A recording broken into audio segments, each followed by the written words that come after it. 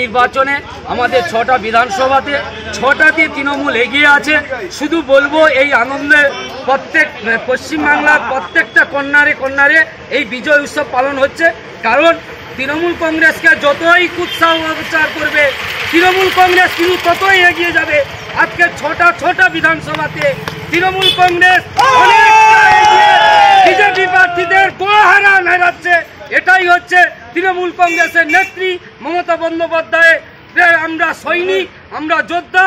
আজকে পশ্চিমবাংলার বিভিন্ন কর্নারে কর্নারে এই বিজয় উৎসব পালন হচ্ছে।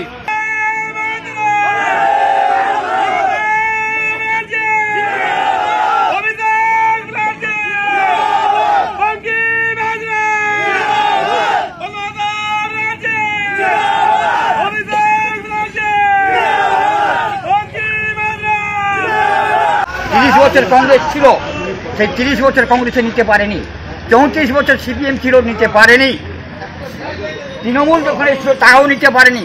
কোনো কারণে ভুল বুঝাবুঝিতে কিছু লোক চলে গেছে। আমি সেই জায়গা থেকে দেখলাম আমরা দলও আমাদের কাছে ভুলটা কোথায় আমার ভাঙিয়ে দিয়েছে। আমি ভুল বুঝে আমার দলের লোক নিয়ে আমি তৃণমূলে যোগ দিয়েছি। মমতাদি যে কাজ করেছে তা পশ্চিমবাংলায় তার ভূমিকা অপরিসীম। সেই কারণে আমি তৃণমূলে যোগ দিয়েছি। যে পজিশনটা গেছে 34 নম্বর বুথ, 30 বছর কংগ্রেস নিতে পারেনি, 34 বছর সিপিএম নিতে পারেনি। তৃণমূলের ব্যাপারে সবসময় নিয়েছে একটা বুথ। আমি আমার দলের কাছে, আমার দলও আমার কাছে নিয়েছে, দলও সবাই চেয়েছে। আমাদের দল আবার সেই জায়গায় আসতে ভুল বুঝাবুঝি হতে পারে। 35 বছরের একটা ভুল আমি তৃণমূলে যোগ দিয়েছি। আজকের কি এই মিছিলে? হ্যাঁ, মিছিলের তো আমি প্রথম।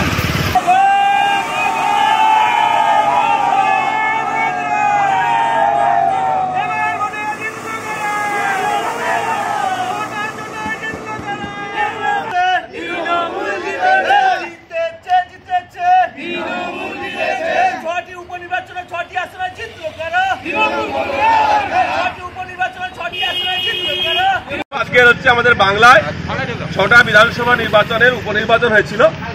আজকে সেই 23 তারিখ, আজকের হচ্ছে রেজাল্ট ঘোষণার দিন।